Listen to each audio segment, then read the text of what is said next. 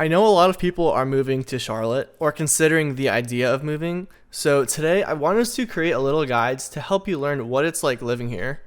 If you're one of the billions of people not moving to Charlotte, please stick around. Please? So about 75% of the people living in Charlotte moved here in the last 3 years. Of those people, 10% are from New York or New Jersey, 10% are from Florida, and 80% are from Ohio. At this point, you might be wondering why everyone is moving to Charlotte. Well, Floridians are trying to escape the heat, New Yorkers are trying to escape the cold, and Ohioans are trying to escape Ohio. Next, let's go over what there is to do in Charlotte. People from Charlotte will say that there's not a whole lot to do, while people new to Charlotte will say there's so many things to do. And people from Ohio are just happy to have crossed the river. This is great, but what is there to do in Charlotte? Well, for starters, every block in Charlotte has a brewery, so you can drink. But wait, there is more. Each brewery must have at least 2 of the following: run club, yoga, trivia, a native complaining about the new brewery down the street, and dogs. Speaking of which, approximately 1 in every 1 person has a dog in Charlotte. Why is that? Well, this definitely isn't me speaking from personal experience, but if I had to guess, it's probably because all of the people that moved to this larger city were thinking, hey, this is probably a great way to find the love of my life since there are more people here, but didn't realize while there are more honeys, there's also a lot more chads. And the chads and the honeys cancel out, which leaves you with a dog that lives in your overpriced apartment rent-free because dogs can't make money because our society is structured to exclude dogs from our capitalistic structure. Pickleball is pretty popular here. Now, the Whitewater Center is actually a lot of fun. This is a great place to kayak, rock climb, mountain bike, listen to live music, raft, and take your date out on a fun adventure. So you do have to be careful with the Whitewater Center. The day pass is about $75. The season pass is like $250, so you're probably thinking to yourself, Self, if we just get the season pass, we only need to go 4 times to make our money's worth. So you'll do that, but on your second trip, you'll get to the gate, and the parking guy will be like, Daniel, I don't care you have a season pass, you need a $60 parking pass to cover the parking for a year, or pay your daily $6 to get into parking. So once you finish parking, you realize that you also need to pay a fee for lockers.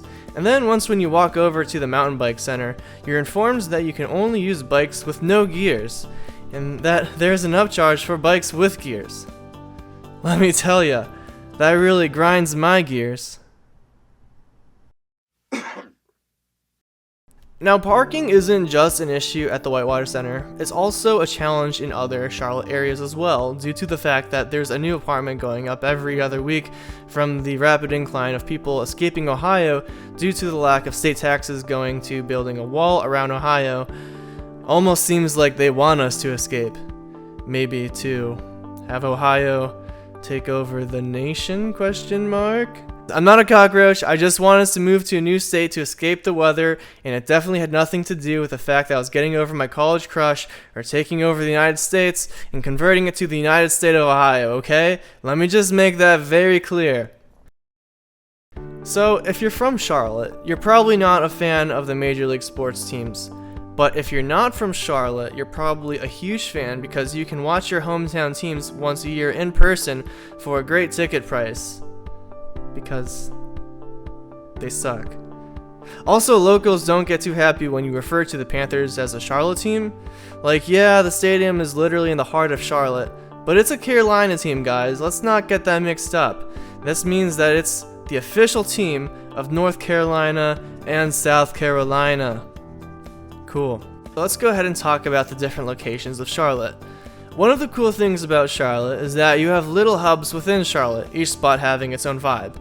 For example, South End is just outside of Uptown and is known for its younger demographic. If you live in South End, you're probably in your 20s, recently graduated college, and going through a quarter-life crisis because even though you make 6 figures, you still can't afford a house.